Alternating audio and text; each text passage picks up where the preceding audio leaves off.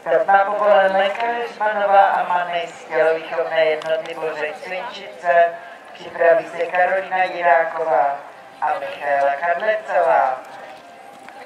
Miroslava Sršňová, po dlouhé době jsme viděli bezchybný parkour v čas 76,26 vteřiny.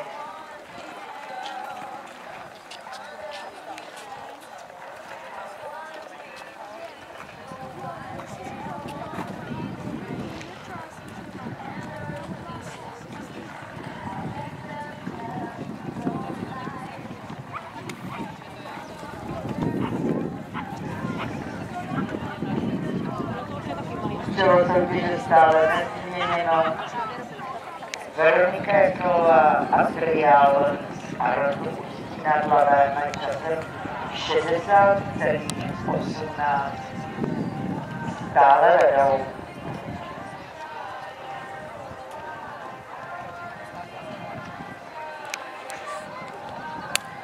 Super.